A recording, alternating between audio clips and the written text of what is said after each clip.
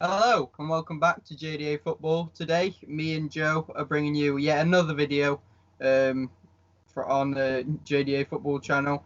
We have today got another highs and lows video. I know you've missed us. It's been like 2 weeks, but we are finally back and we've got another banger of a video for you. So, yeah, please sit through all of it. We desperately need the watch times, and yeah, enjoy it.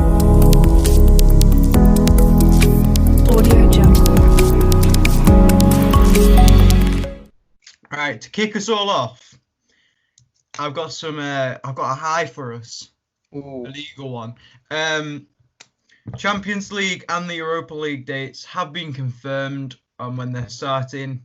I'm not sure of the date, but that means we got 3 weeks of football almost every single day of European football. I can't wait. It's going to be some great football. It's right after the Premier League finishes as well. What do you think about that, Alex? Yeah, I'm just hoping that it can bring the nice weather with it as well. We have had the Premier League back recently, and obviously lockdown has cut a bit, so we can go out a bit more, but the weather hasn't been the best. So hopefully during that 3-week festival of football, we can experience some of the hot weather while watching it with our families. So yeah, it should be a very good 3 weeks after the Premier League is finished as well. And you can actually watch it with your mates now. Yeah. If you're a meter away, you can watch it with your mates. It's going to be amazing. Should be brilliant. So I think we'll go on to a low now. And Luke Garbutt's contract has expired at Everton after 11 years. He's currently 26 years old, which means he's been at the club since he's 15. And yeah, that's quite a long time to be at Everton. But Carlo Ancelotti in an interview was asked about him, and he just responded with who, which I'm not sure why he wasn't that clued up on the player. I know it must have been hard for him. He has been to a lot of clubs, and it can be hard to remember all of the players. But you'd expect, if you've been at the club for 11 years, for the manager to recognise who you were. So yeah, I feel a bit bad for Luke there. You'd at least try and put some effort into learn his name. Yeah, I know. It would make a headline, him leaving after 11 years. 11 years is a long time to stay at a club. And for him to move after all that time and the manager not to know his name, that's just an insult. Yeah, it's a bit heartbreaking, to be honest. Like, he grew up, it was his boyhood club. He came to 50 when he was 15. He made his debut and all of that. And then he goes out on loan for 1 season. The manager leaves, you get a new manager, and then he doesn't even know your name. And I think it's a bit... It kind of pushes you away from the club after that long, and yeah, it's. I bet he sings after that. Yeah. After that sour note, we're going back to the roots, the grassroots. Grassroots football has been given the green light, or maybe given the green light as soon as next week, meaning you might be able to train with your mates again. Ooh. Can't wait for you to go and lose again, Alex. I know. Oh, we haven't won in so long. It's partly down to Dan. Dan, if you're watching this, please improve on your defensive abilities. But yeah, should be exciting. There's another huge factor you're missing out on. Well, we probably won't go. Oh, okay, we've gone down that alley. Never mind. So yeah, it should be good for grassroots football to get back. I know a lot of definitely really small teams have really struggled keeping players as well, keeping them fit during this lockdown, as they have had no football to play for at least 3 months. So yeah, it's very good for them to start getting training back and everything. And that could mean some of the a lot of the local teams like Altrincham will have a big grassroots base. And that could keep some of them teams afloat, which I think is really good. Yeah, it's hard for teams financially in this situation, and if you're not even seeing your players, then it can make it 10 times harder. But I think if you're able to see what your players are doing, see their fitness, it makes the manager's job 10 times easier, because he knows what's going to happen when they do eventually get back to playing, which doesn't seem like it's going to be that long, seeing as how it's currently going. So yeah, it should be good for them. It's very positive recently. Yeah. Now we're going to go on some lows again. Wigan, as we spoke about in the podcast yesterday, which is out at the moment, have gone into administration, which is very bad for them. And just a week later, they did go on to lose 3-0 to Brentford, who are high-flying in the Championship so far, 2 points off second place West Brom, so very good for them. But sad news for Wigan, to be honest. They look to be going in the same direction as Bury and Bolton did last season. So, yeah, we definitely don't want anything like that to happen. Well, for those who don't know, administration is where you get taken over by, well, just some random lawyer who doesn't know your team, doesn't know the value of players, and he basically just sells everyone off at his, like, the cheapest price, basically, just to keep the club afloat. It's not a great position to be in. Aston Villa were very close to it a couple of seasons ago. It's probably the lowest point in most clubs' career. And for Wigan, quite a big club to be in that position and then losing, it's not looking great. They'll lose players, and they could even go down a couple of leagues. And who knows if they'll stay together. Yeah, I think definitely in this current state, I don't think the FA are doing any clubs any favours, because Wigan and Bolton, both teams, were prominent members of the Premier League. Like just a few seasons back, you would have been in the Premier League, and for all that history to just be taken away from them because they're being given no financial support by the FA is just ludicrous. Like, the FA would do everything possible to keep a Premier League team afloat if they were in a financial, not a very good financial state, just because of how much revenue the FA are getting from them playing, like all the season tickets and everything. But because the club aren't in such a good state where they are in the league at the moment, I think the FA aren't taking as much notice of what's happening at a football club.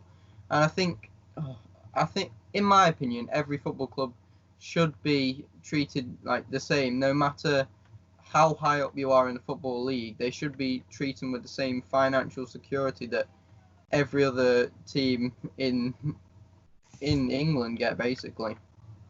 Yeah, I agree. There shouldn't. Obviously, there will be more money involved with the higher leagues, but the favouritism that goes on in the first and second leagues, in the Premiership and the Championship, there's a lot of money pumped into them clubs. If one of the big clubs like Liverpool was struggling, we've seen it before. Everton actually donated a stadium to Liverpool.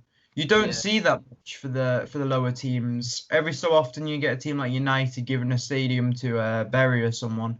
It doesn't happen very often. And there's not enough support for these teams, and they're definitely suffering now, and something has to be done about it. Yeah, definitely, and quickly, because I think if they continue on this route, then a lot of teams are going to be going into administration, because I don't think many teams can focus that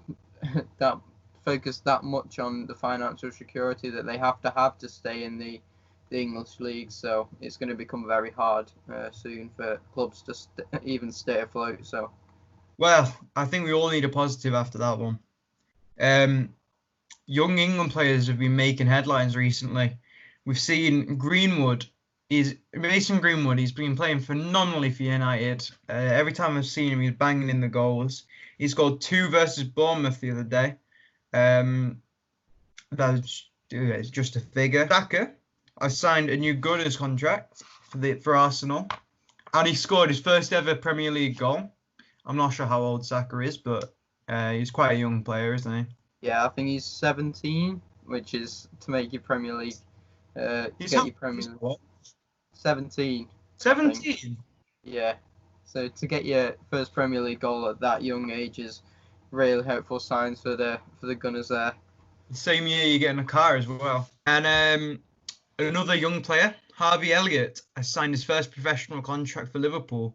Harvey Elliott is 16. Where did they sign him from? Fulham last season. From Fulham. He's 16 and he's making it into the Liverpool squad. Not sure if it's a first team player this season or next season, but for him to sign a professional contract for a Premier League team at 16, that for me spells out a ridiculously good career. We could be looking at a future legend here,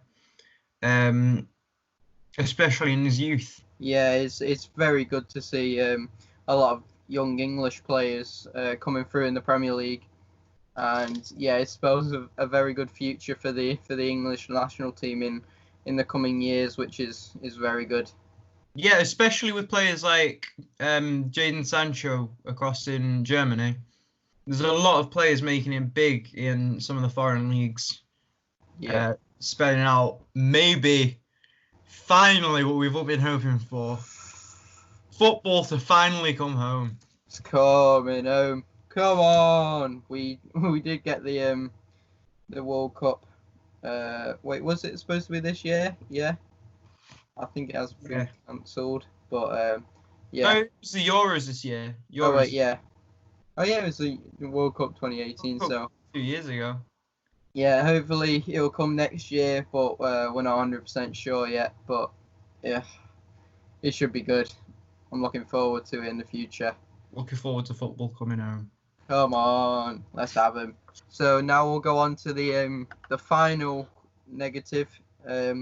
Barcelona. It's not been a very good week for them. They have dropped 4 points behind Real Madrid with 4 games remaining in the La Liga season after drawing to Celta Vigo and Atletico Madrid. So not good times at all for them. I'm pretty sure they were on level points with Real Madrid for at least 10 games. And yeah, they were both just winning and winning until Barca did drop 4 points against those two teams, which is quite respectable for the Atletico Madrid and Celta Vigo team, but heartbreaking for Barca after staying on par with Real Madrid for that long. And I think the competition's finally over, I think.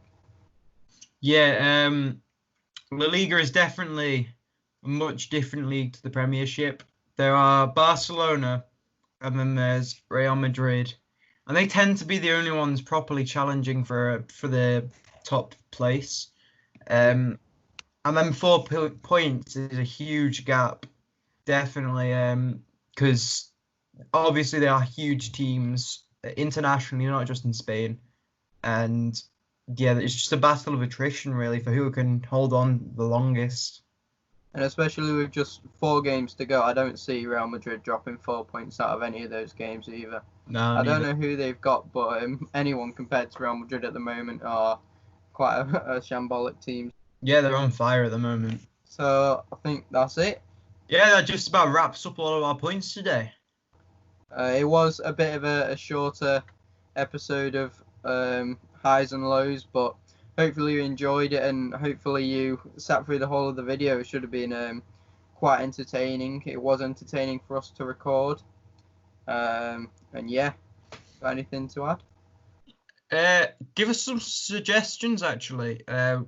There's going to be some big changes. We've got an announcement video coming out soon. There's going to be some big changes around the channel. And it would be nice to see what you guys want from the channel. Maybe JDA does striptease. JDA does, God knows, whatever. We'd love to see what you want. So yeah, we'll read all the comments you have. Obviously, we're not going to have the podcast probably after all the football's ended. And after yeah, the Champions League and the Europa League, I'm not sure what we're going to do. We'll videos coming at you, but there's not going to be football to report on, so the podcast might have to take a break. If you've got any interactive video ideas as well, that would be very nice to do. So yeah, just as we said, leave them in the comments.